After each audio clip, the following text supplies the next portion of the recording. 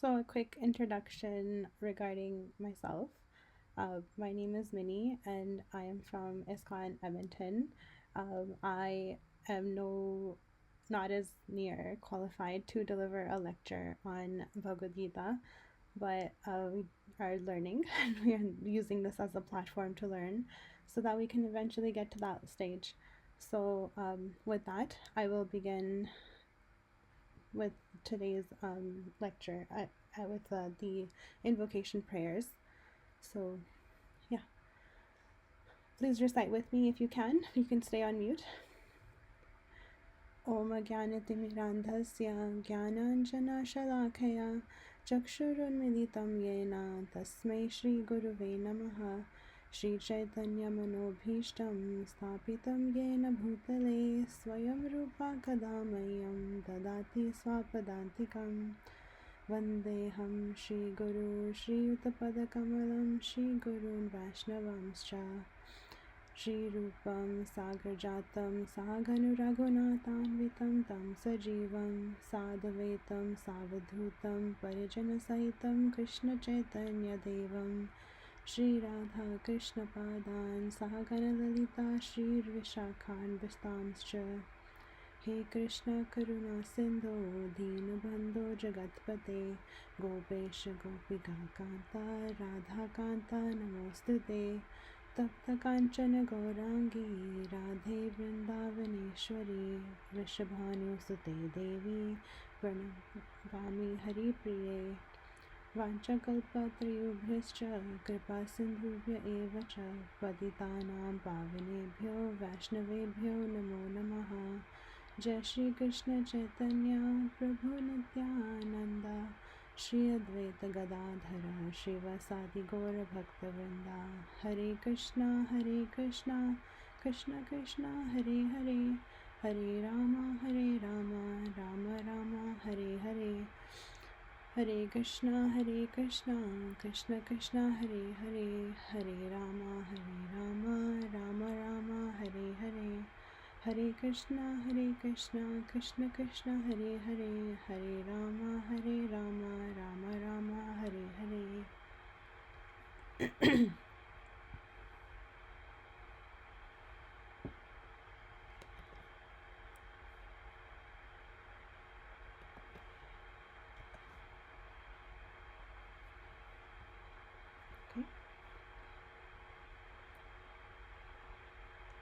Srijata Mataji, can you just give me a thumbs up that you can hear me well?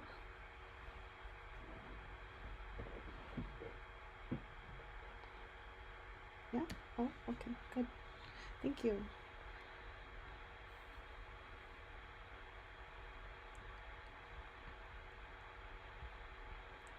So today's verse is Bhagavad-gītā 2.30.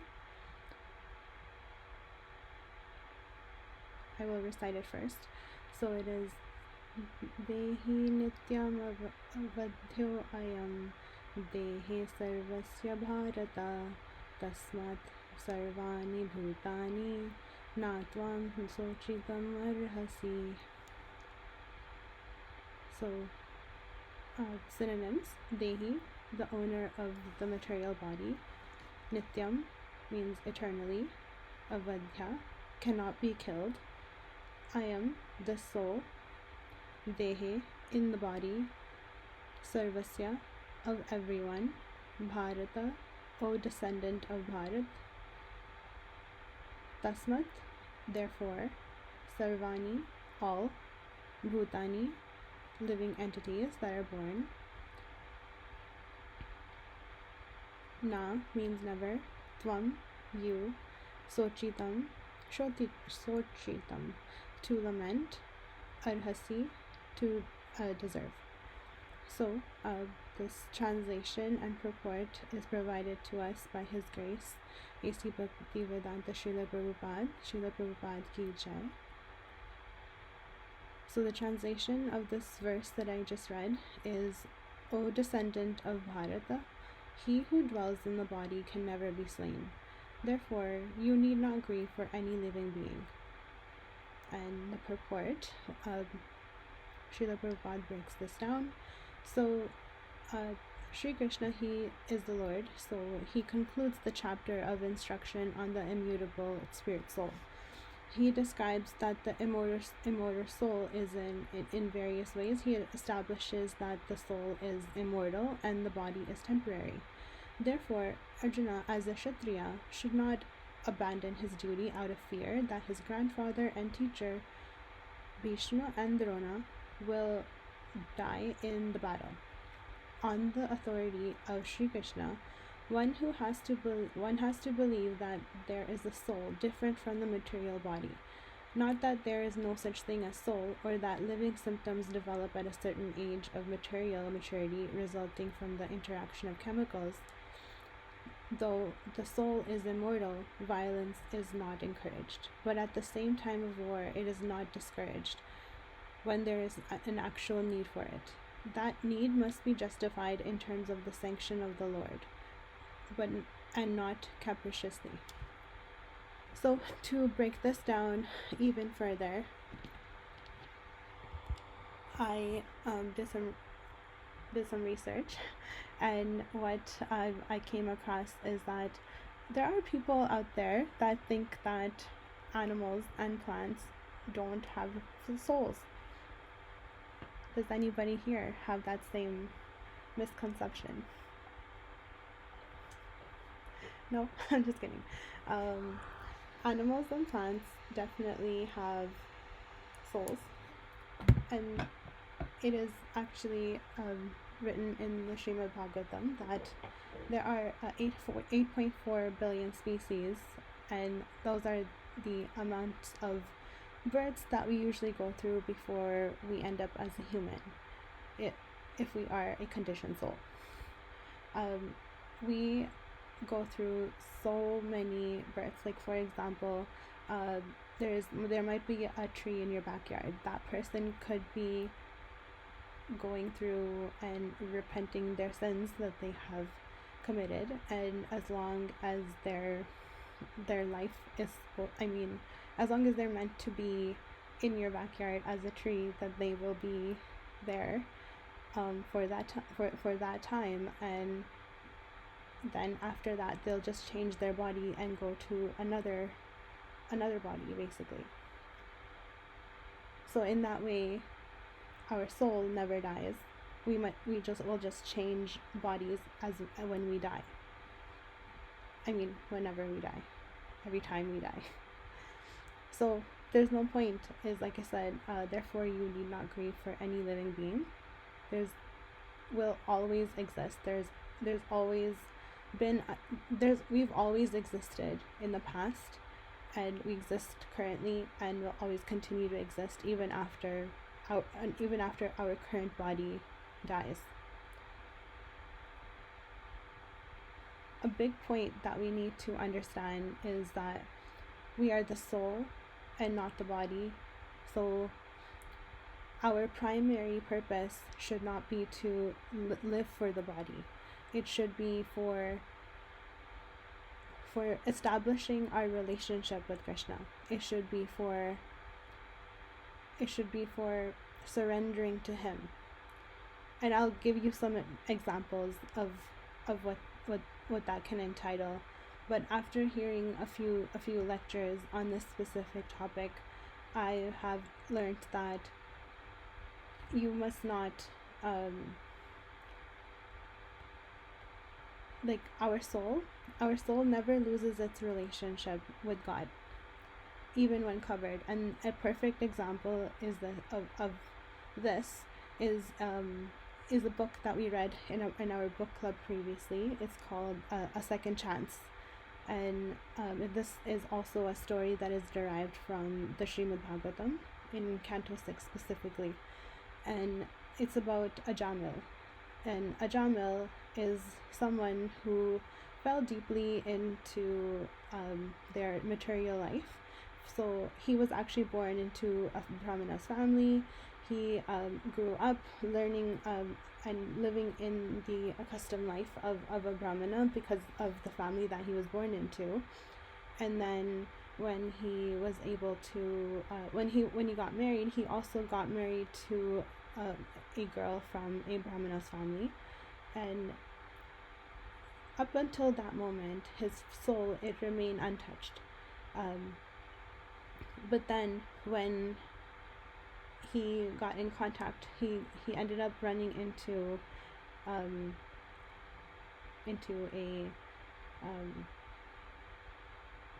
how should I say this? He ran into someone who basically was a sex worker, and this person, because of that, she got him to be victim to his lustful desires, and because of that he fell deeply into his material life, up until the moment that he ended up having a child with her. And he cheated on his wife to be able to get to that stage too. So he had a kid with the sex worker, and the kid, he named it Narayan. He named the boy Narayan. And since Narayan is a name of God, it the name, he actually ended up being on his breathing his last breaths, and he is remembering his son at the time of death. The story is about that, how at the time of death he is chanting the name of his child, but he's actually still chanting the name of God in that moment. So Ajamil, he, at that time of death, divine intervention came. He had actually the Yamduts, the people from Yamlok, the messengers from hell, basically, and then the messengers from heaven, which are the Vishnu Duts. They were right around his hospital bed, and they're like, who gets to take him? He was not remembering the name of God, he was remembering his son. But then the Vishnu Duts are like, no, even though he was chanting the name of God, even though he was chanting the name of his son, it was still the name of God, so he should come to heaven with us. So that's the basic story. I do encourage you to read it on your own, but this story and the shlok that I am talking about today, it reassures us that the soul is never destroyed, and even severe forgetfulness of your relationship with Krishna, it doesn't affect if your soul is immortal or mortal, if you'll continue to live or not. Even though Arjuna is on the battlefield and he's going to be having a battle with his grandfather, his own uncle, his own cousins that are on the other side of the battlefield, he is still the only person that he still has a relationship with, even after this battlefield, this battle is over, is Sri Krishna. And that's the supreme God, the supreme being of Godhead, right? So even though that exists, we need to be understanding that we need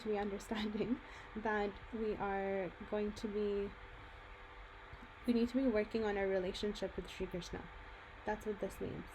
So, and how you can do that is, there's that shlok on that talks about giving patram, phalam, or pushpam, and this is something that I need to work on personally as well.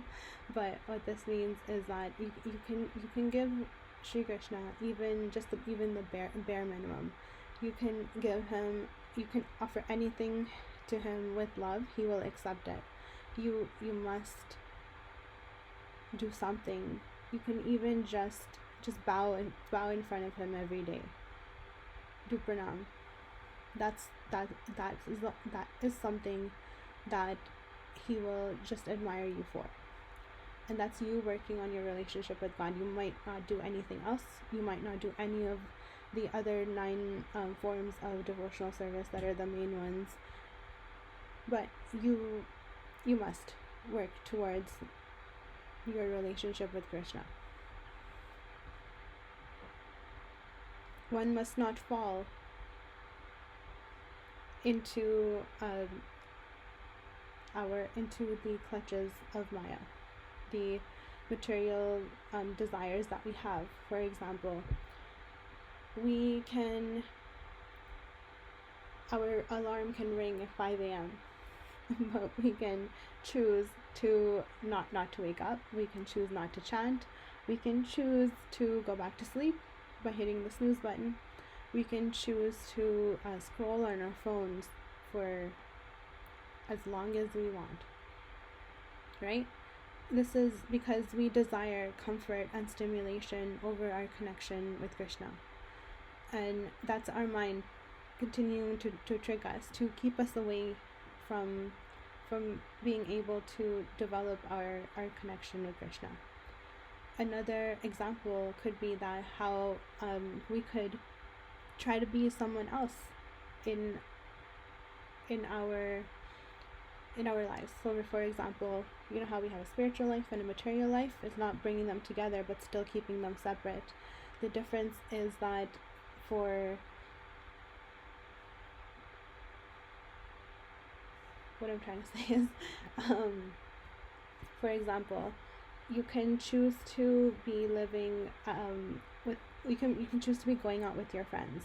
You can continue nights out. You can continue to go out with your friends for movie nights, or but just not participating in any sort of religious or spiritual activities around them. It's because you feel embarrassed.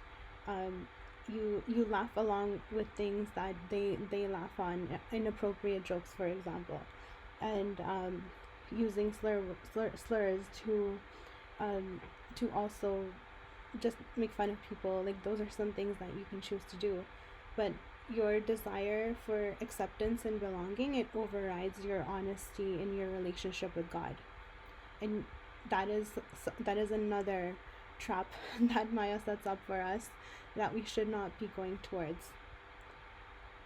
Another trap that Maya sets up for us is turning to food or entertainment for emotional comfort. So for example, after a stressful or lonely day, you just, instead of praying for comfort, you binge watch your favorite episodes, or you overeat.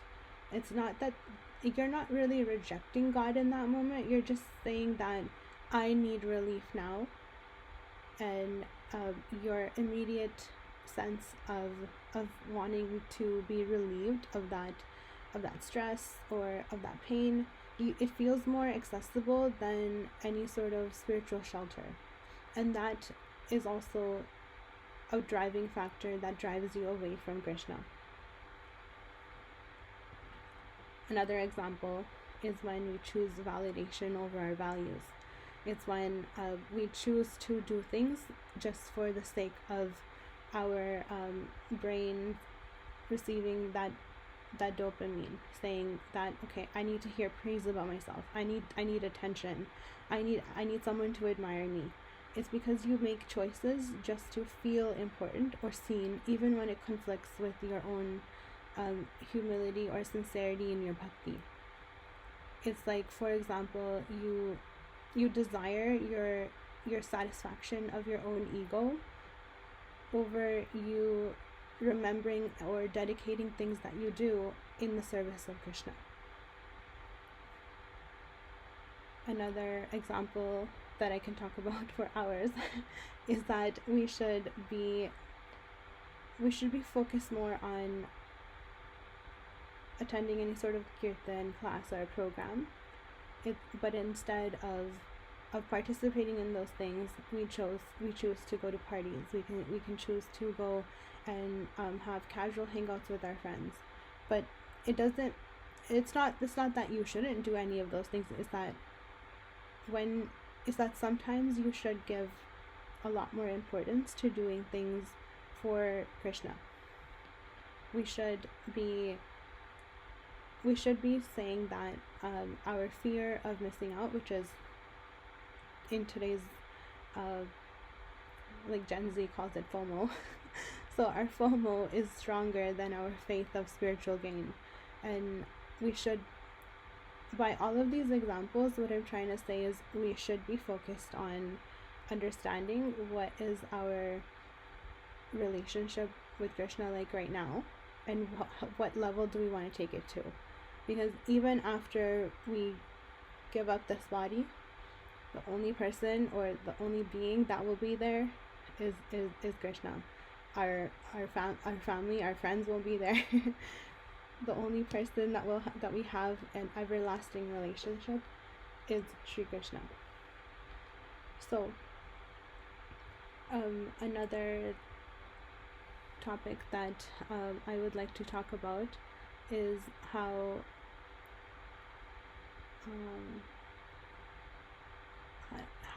it is like right now we are gearing up to celebrate Mahashivratri, right? And one of the most revered Vaishnavas is Lord Shiva. Lord Shiva is the king of detachment. He lives amidst cremation grounds, and yet he's deeply compassionate. What this means is that even though we've got so many things that we can attach ourselves to, we should be living in the moment. We should be detached, but still not grieve when someone passes away. We should be happy that they've gone back to Godhead. We should be grateful for whatever impact they've had on your life, and we should be understanding that we should serve without any sort of possessiveness, and we should love without any fear of loss. And that's one of my favorite things to talk about. So I think that I would like to talk a little bit more about sorry, one moment.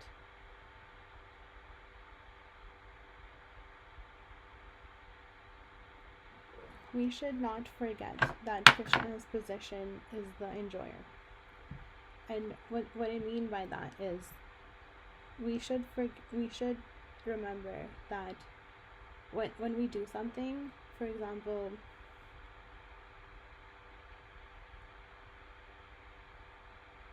like going to grocery shop, it could be like, doing this will make me happy, or we need to focus on what will make Krishna happy.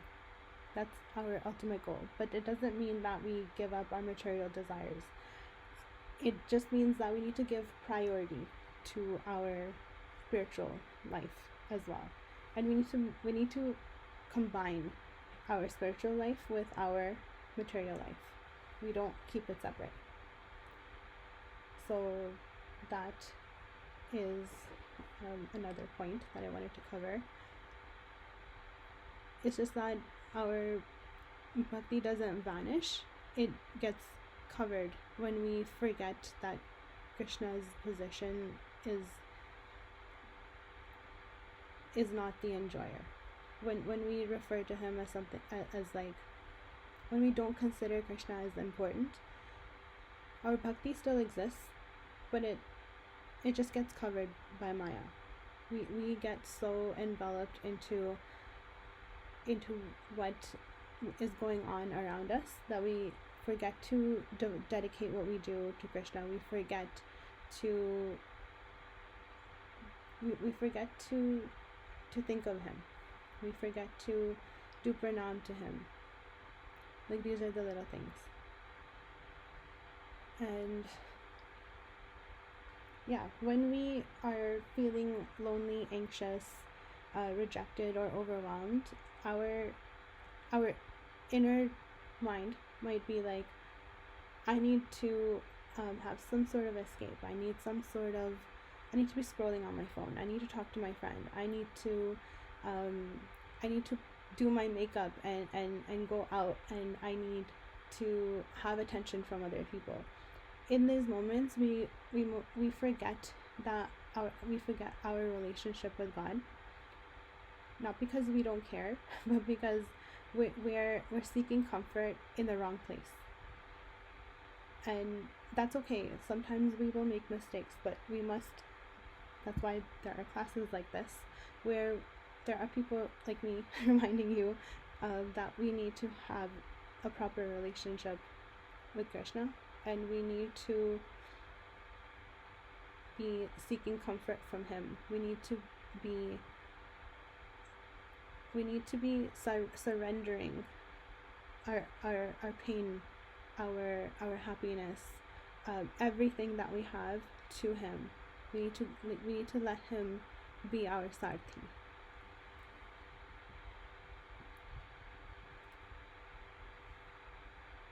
And yeah, I think that is it for today's lecture. I would like to know if you guys have any questions.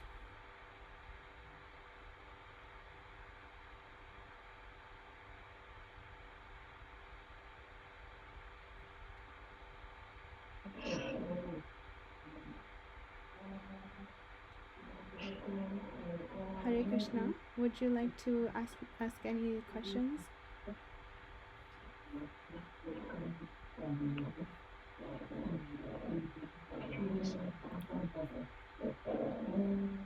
Okay. Priyanka Mataji, Hare Krishna, seen you after a very long time. Hare Krishna Mataji, not as far. I don't have any question. No worries. कैसे हैं आप? बढ़िया, आप कैसे हो? मैं भी ठीक हूँ. आपने इन जो भी मैंने बोला इस क्लास में, आपको सबसे ज़्यादा क्या पसंद आया, या is there any feedback you have for me?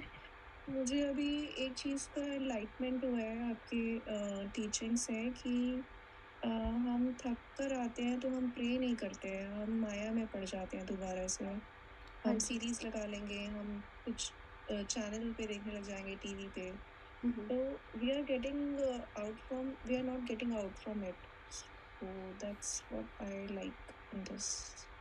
Oh, 100%. Yeah, that we are reaching for distraction instead of chanting, instead of remembering Krishna in that moment. Right. Yeah. Getting out of each day is very important to get connected with Lord Krishna. Oh, yes. And that's how we really come near to him every day. Yes, Mataji. 100%. Yes. Thank you. Thank you, Mataji. Hare Krishna Twinkle Mataji. I think you've joined our class for the first time. Hare Krishna. Yes, I've joined for the first time, and I'm also quite late, I realized. Oh, no worries. We discussed the Bhagavad-gītā Shlok 2.30 today, and I told a little bit about how we need to, like Mataji was saying, we need to remember Krishna even in the moments that we feel tired. We need to understand that when we change our bodies, the only person that is there, or only being that is there, is Shri Krishna. That's the person that we have an eternal relationship with. So those are a couple of the things that I covered in today's lecture.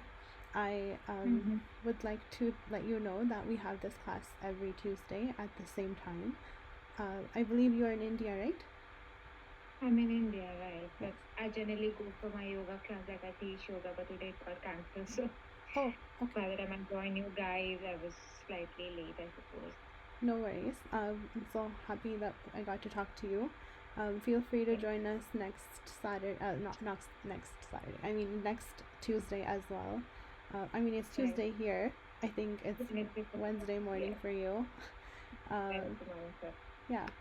Okay. I think that. Do you have any questions for me? Anything? I think as of now, I've I try and read Bhagavad-gītā as and when I get a time, but I also would like to attend your sessions because it says in the Bhagavad-gītā that you should hear it from the devotees, as you should try and understand Bhagavad-gītā through the devotees of Krishna ji, so that you understand it better than from your understanding. Your personal perspective is different than the perspective of the devotees who have been in the process for much longer than us. So that's what I try and log into your sessions as and when I get a time. If not, then I listen to something on YouTube.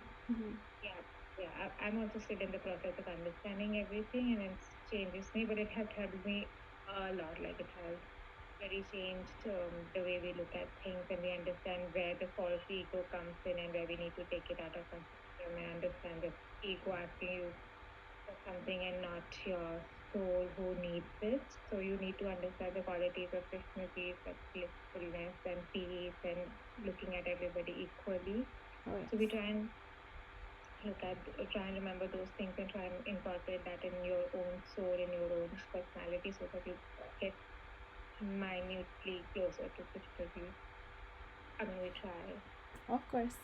Yes, it's all an effort, and honestly, Bhagwan ji हमारे भाव देखते हैं.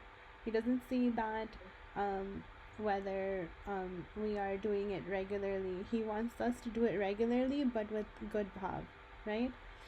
So Right. any little, like I said earlier, I think you were not here, but I said even if we offer him a pranam, a flower, fruit, or any sort of leaf, even he will adore what we do for him. And sometimes that's enough for him, but we need to do what we can for him. Yes. Okay, thank you, Mataji. It was nice talking to you. Hope to see you next class as well. Okay, Hare Krishna. Hare Krishna. वाचकल्पतरुभ्यश्च कृपासिन्धुभ्य एव च पतितानां पावनेभ्यो वैष्णवेभ्यो नमो नमः. श्रील प्रभुपाद की जय. अनंत कोटि वैष्णववृंद की जय. हरे कृष्णा.